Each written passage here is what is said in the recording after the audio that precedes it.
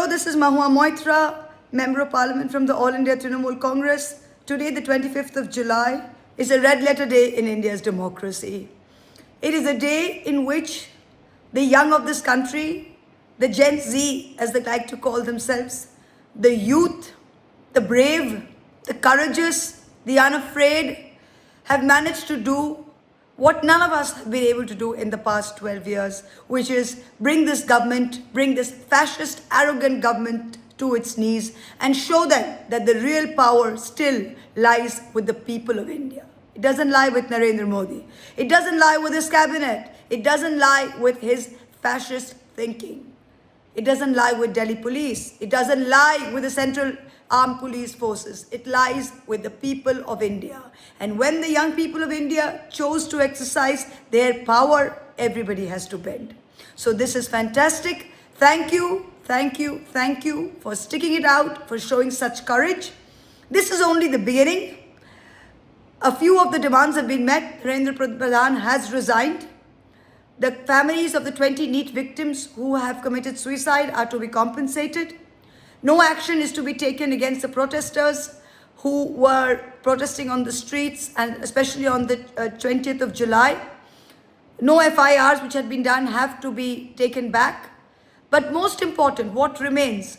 We have documented with the help of photographs, videos from all independent journalists, cases of police brutality and excessive force usage on the March day on the 20th of July. And we are going to court on this. A lot of lawyers and a full team of us are working with this. About 30 FIRs have been filed. But please understand, we need to be able to name and recognize these officers. We've got names of about 30 of them, but a lot of them have removed their badges, in which case, if their faces are visible, we need help because we need to file FIRs. And we need to be able to hold these people accountable. Just because they're in the police force doesn't mean that they have the right to take off their tags and to beat up and thrash young kids brutally who are innocent and not violent. That is not the law of the land.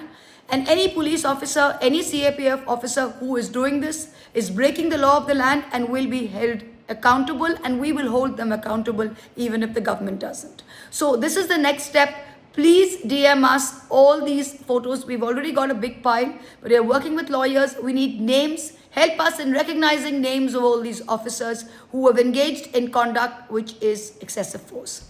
Thank you. Today is a great day and we look forward. Thank you for saving Indian democracy, for bringing back power into the hands of citizens.